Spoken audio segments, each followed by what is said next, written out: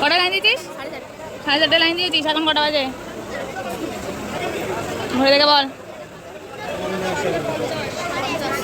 7:50 বাজে। আমরা সবে সিঁড়িতে উঠেছি। ভোর 4:30 থেকে সকাল 9:30 দীর্ঘ 5 ঘন্টার লাইনে দাঁড়িয়ে থেকে আমার মা হয়ে পড়েছিল অসুস্থ। কি হলো তারপর? পুজো দিতে কি আদেও পারলাম? চলো বলি তবে। Hello everyone, welcome back to my channel. আশা করছি তোমরা সকলে খুব ভালো আছো আর আমরাও ভালো থাকার চেষ্টা করছি। তবে আমরা ভালো থাকার জন্য যতই যেভাবেই চেষ্টা করি না কেন, মা না চাইলে সেটা বোধহয় সম্ভব না। তাই পরিবারের সবাই মিলে আমরা পৌঁছে গেছিলাম সোজা তারাপীঠ। পশ্চিমবঙ্গের বীরভূম জেলার রামপুর শহরের কাছে অবস্থিত একটি ক্ষুদ্র মন্দির নগরী হলো এই তারাপীঠ। এই শহরটি দেবী তারার মন্দির ও মন্দির সংলগ্ন শ্মশান ক্ষেত্রের জন্য বিখ্যাত এবং হিন্দুরা বিশ্বাস করেন এই মন্দির এবং শ্মশান একটি পবিত্র তীর্থক্ষেত্র। তাই অনেক দূর দূর থেকে ভক্তরা আসেন দেবী তারার দর্শনে। আর সেই কারণে আমরাও আমাদের মনের ইচ্ছা জানানোর জন্য পৌঁছে গেছিলাম তারাপীঠ। এর আগের ভিডিওতে আমি তোমাদের দেখিয়েছিলাম যে বিকাল 4:30টার সময় আমরা সবাই মিলে পৌঁছে যাই হোটেলে গিয়ে কিছুক্ষণ রেস্ট নেওয়ার পর 6:30টার সময় আমরা মন্দিরে চলে আসি মায়ের সন্ধ্যা আরতি দেখার জন্য। আর তোমাদের মায়ের ভোগ প্রসাদ গ্রহণ করার সঠিক টাইমটাও বলে দিই। 8টা থেকে 1টার মধ্যে তোমাদের নাম লেখাতে হবে আর 1টা থেকে 2টোর মধ্যে সেখানে পৌঁছে যেতে হবে ভোগ প্রসাদ গ্রহণ করার জন্য। আমরা তারাপীঠে গেছিলাম অমাবস্যার ঠিক আগের দিন। সেই কারণে কি বিভৎস ভিড় হয়েছিল তোমরা দেখতেই পাচ্ছ। তাই তোমরা যদি চাও একটু অফ টাইমে তারাপীঠ যাবে তাহলে অমাবস্যা, পূর্ণিমা এবং উইকেন্ড এই দিনগুলো অ্যাভয়েড করে যাওয়াটাই ভালো।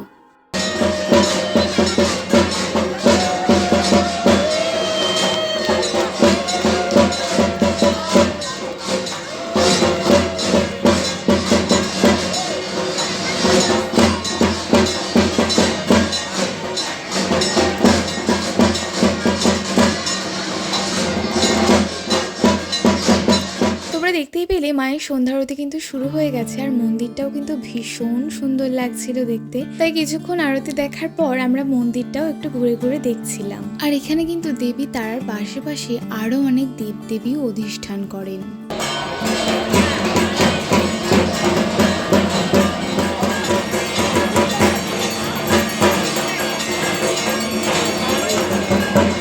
সন্ধ্যা আরতি হয়ে যাওয়ার পর আমরা মন্দির থেকে সবাই মিলে চলে আসি। আর তোমাদের আরেকবার দেখিয়ে দিই আমাদের হোটেলটা। মন্দিরের এই যে একদম কাছেই রয়েছে আমাদের হোটেল। ওই যে তোমরা দেখতেই পাচ্ছ বড় বড় করে লেখা রয়েছে হোটেল ইলোরা। তারপর এখানকার লোকাল মার্কেটগুলো আমরা কিছুটা ঘুরে ঘুরে দেখছিলাম আর ঘুরতে ঘুরতে আমরা পৌঁছে গেছিলাম সাধক বামাখ্যাপার আশ্রম। আর তারপর আমরা ওখান থেকে সবাই মিলে চলে গেছিলাম একটা চায়ের দোকানে, কারণ বাঙালি বলে কথা বস, সন্ধে হলেই চায়ের আসরটা চায়। সেখানে ভাড়ে করে জমিয়ে চা খাওয়ার পর রাত্রে রুটি, ঘুগনি আর তরকা নিয়ে আমরা ফিরে আসি হোটেলে।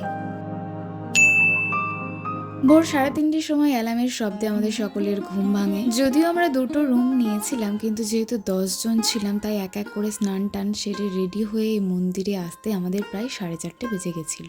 4:30, বুঝতে পারছো? ভোর 4:30টার সময় আমরা চলে এসেছি মন্দিরে। তোমরা আশা করি দেখে বুঝতেও পারছো যে তখনও বেশ অন্ধকারই ছিল, কিন্তু ভোর 4:30টার সময় এসেও আমরা দেখি অনেকটাই লাইন পড়ে গেছে। তো যাই হোক, কিছু করার নেই, ভেবেছিলাম অনেকটাই আগে দাঁড়াতে পারবো, কিন্তু তেমনটা কিছুই হলো না। তবে একটাই আনন্দের বিষয় যে এবার কিন্তু তারাপীঠে একটা নতুন সিস্টেম করেছে। যদিও তারাপীঠে আমি এই প্রথম এলাম, কিন্তু বাবা মার মুখ থেকে শুনলাম এর আগে কিন্তু তারাপীঠের লাইন এইভাবে বসার জায়গার কোনো রকম বন্দোবস্ত ছিল না। তো এটা একটা ভালো ব্যাপার যে অনেকক্ষণ দাঁড়াতে হলেও অতটা কষ্টও কিন্তু হবে না, যেহেতু বসার জায়গাটা ছিল। তো তোমরা দেখতেই পাচ্ছ আমার 2 বাবা মা, দিদি ভাই, বোন সবাই বসে রয়েছে। যদিও আমি এখনো বসার জায়গা পাইনি, তবে লাইনটা একটু এগুলে কিন্তু আমিও বসার জায়গা পেয়ে যাবো। তো আমরা 4:30টায় লাইন দিয়েছিলাম আর আমরা লাইন দেওয়ার 1 ঘন্টা পর মানে 5:30টার সময় থেকে লাইনটা এগোনো শুরু হয়। মানে 5:30 থেকে শুরু হয় পুজো দেওয়া। মানে বুঝতে পারছো, 5:30 থেকে শুরু হবে পুজো দেওয়া, কিন্তু ভক্তবৃন্দরা সবাই প্রায় 3টে থেকে এসে লাইনে দাঁড়িয়ে আছে।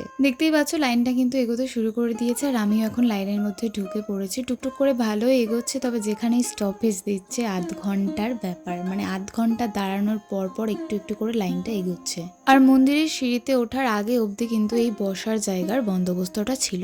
তোমাদেরকে বলে রাখি, আমরা কিন্তু একটা পান্ডার মাধ্যমে পুজোটা দিয়েছিলাম, যার মাধ্যমে দিয়েছিলাম তার নাম হলো পুলক দা। আর আমরা কিন্তু আমাদের হোটেলের ওই দাদাটার মাধ্যমেই এই পান্ডার সাথে কন্ট্যাক্ট করেছিলাম। পুজো দেওয়ার লাইনের সামনেই কিন্তু পদ্ম ফুল, জবার মালা, জবা ফুল, সমস্ত রকমের ফুল বিক্রি হচ্ছিল। এক এক পিস পদ্মের দাম ছিল 10 টাকা, তবে কোনোটা 5 টাকাও ছিল, যে পদ্মগুলো একদম ছোট। আমরা যেখানে লাইন দিয়েছিলাম তার পাশে কিন্তু বিভিন্ন দেবদেবীর মূর্তি ছিল এবং তার পাশে তাদের নাম লেখা, যেমন এখানে অষ্টম মহাবিদ্যা বগলামুখী, সপ্তম মহাবিদ্যা ধূমাবতী, ষষ্ঠ মহাবিদ্যা ছিন্নমস্তা, এবং তার নিচে কিন্তু তাদের কাহিনীগুলোও লেখা ছিল। আর দেবদেবীদের এই সমস্ত কাহিনী পড়তে পড়তে আমরা অনেকটাই এগিয়ে এসেছিলাম। আর এই জায়গাটাতে এসে দেখলাম যাদের পুজো দেওয়া হয়ে গেছে তারা এখানে এসে ধূপ, মোমবাতি এইগুলো জ্বালাচ্ছে। আর এই জায়গাটাতে এসে আমাদের প্রায় অনেকক্ষণ দাঁড়াতে হয়েছিল। এই দেখো, তোমাদের ঘড়িতে টাইমটাও দেখিয়ে দিলাম, 7:40 বাজে। আমরা লাইন দিয়েছি 4:30 সময়। আর এখান থেকে কিন্তু বসার জায়গাও একদমই নেই, কারণ আমরা অলরেডি সিঁড়ির প্রথম ধাপে উঠে পড়েছি। এখন বাজে 7:47। আমরা সবে সিঁড়ির কাছে উঠেছি। এখনো প্রায় আধ ঘন্টা লাগবে আমাদের পুজো দিতে। লাইনে দাঁড়িয়েছি 4:30, আর এখন বাজে 7:47। কখন কটা বাজে ঘুরে দেখে বল। 7:50 বাজে। আমরা সবে সিঁড়িতে উঠেছি। এখনো এই যে এত দূর পথ ফেরোতে হবে। বুঝতেই পারছো, প্রায় 3-3.5 ঘন্টা ধরে আমরা সবাই মিলে লাইনে দাঁড়িয়ে রয়েছি। তবে আমাদের খুব একটা অসুবিধা না হলেও মায়ের কিন্তু বেশ অসুবিধা হচ্ছিল, কারণ মায়ের শরীরটা ভীষণই খারাপ ছিল। ইনফ্যাক্ট মায়ের জ্বরও এসেছিল। তবে যেহেতু মায়ের দর্শন করার জন্য এত দূর থেকে সবাই মিলে আমরা এসেছি, তাই মা কষ্ট করে হলেও শুধুমাত্র পুজো দেওয়ার জন্য মন্দিরে এসেছিল। তবে এতক্ষণ কারোরই খুব একটা কষ্ট হচ্ছিল না, কারণ বসার জায়গাটা ছিল। তবে সিঁড়িতে ওঠার পর থেকে যেহেতু বসার জায়গা আর ছিল না, তাই জন্য সবারই কিন্তু কম বেশি কষ্ট হচ্ছিল। আর আমরা ভেবেছিলাম এবার হয়তো আধ ঘন্টার মধ্যে পুজোটা হয়ে যাবে, বাট তেমনটা কিছুই হয়নি। পার্টিকুলারলি এই জায়গাটাতে আমাদের 1.5 ঘন্টা অবধি দাঁড়িয়ে থাকতে হয়েছিল। আর তার কারণটা কি জানো? VIP line. মানে এখানেও রয়েছে ভিআইপি লাইনের ব্যবস্থা। পার হেড তোমাদের দিতে হবে 500 টাকা। আর তাহলেই কিন্তু তোমাদের 4 থেকে 5 ঘন্টা লাইনে দাঁড়িয়ে থাকতে হবে না, মাত্র আধ ঘন্টা থেকে 1 ঘন্টার মধ্যেই তোমরা পুজো দিয়ে নিতে পারবে। মানেটা বুঝতে পারছো? টাকা টাকা টাকা দিয়ে আজকাল সব কিছু হয়, তাই বোধহয় কিছু মানুষ টাকা ছাড়া আর কিছুই চেনে না।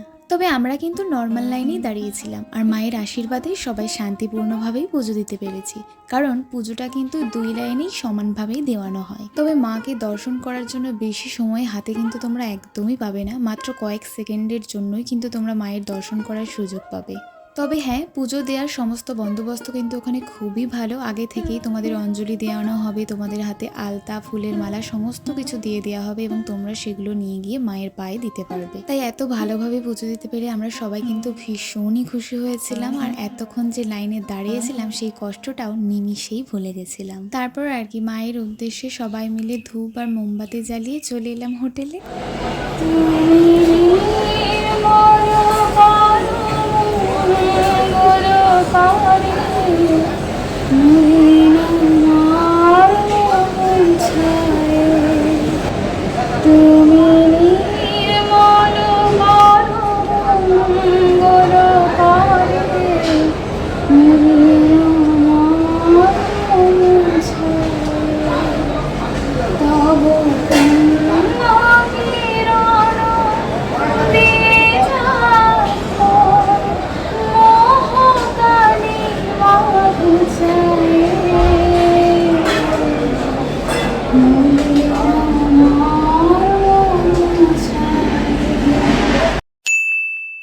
হোটেলে ফিরে আমাদের লাগেজ গোছাতে যেটুকু সময় লেগেছে তারপরেই কিন্তু আমরা ওখান থেকে বেরিয়ে পড়েছিলাম। আর যাওয়ার পথে আমরা দাঁড়িয়েছিলাম এই রেস্টুরেন্টটায় খাওয়া দাওয়া করার জন্য, কারণ সকাল থেকে আমরা সবাই কিন্তু না খেয়ে রয়েছি, তাই খাওয়া দাওয়া করে নেওয়াটা কিন্তু ভীষণ জরুরি। আমরা যে অটোতে উঠেছিলাম সেই অটোর দাদাটাই কিন্তু আমাদের এই রেস্টুরেন্টটায় দাঁড় করিয়েছে। আর এখানের খাবারগুলো কিন্তু সত্যি ভীষণ ভালো ছিল। আমরা নিয়েছিলাম ভেজ থালি, যার মধ্যে ছিল একটা সবজি, আলু পোস্ত, ডাল, আলু ভাজা, চাটনি, পাঁপড়, আর এটার দাম নিয়েছিল 70 টাকা। সবজি, ভাত এগুলো কিন্তু তোমরা চাইলে এক্সট্রা নিতেই পারো, তার জন্য কিন্তু কোনো রকম এক্সট্রা চার্জ লাগবে না। তাই আসার দিন আমরা যে ভেজ থালিটা ট্রাই করেছিলাম রেলের ক্যান্টিন থেকে, তার তুলনায় এটা কিন্তু মাচ বেটার। হোটেল বা রেস্টুরেন্ট যাই বলো, এটার নাম তো অলরেডি তোমাদের দেখিয়ে দিয়েছি, তাই যাওয়া আসার পথে তোমরা কিন্তু চাইলে এখান থেকে তোমাদের লাঞ্চটা কমপ্লিট করে নিতে পারো। আমরা চাটনি আর পাঁপড় ভাজা খেতে খেতে আজকের ভিডিওটা আমি এখানেই শেষ করছি। দেখা হবে তোমাদের সাথে পরবর্তী কোনো সুন্দর ভিডিওর সাথে। ততক্ষণের জন্য তোমরা সকলে খুব ভালো থেকো, সুস্থ থেকো, প্রিয়জনদের সঙ্গে বেঁচো। আর আমার চ্যানেলটা ভালো লাগলে অবশ্যই কিন্তু সাবস্ক্রাইব করে দিও।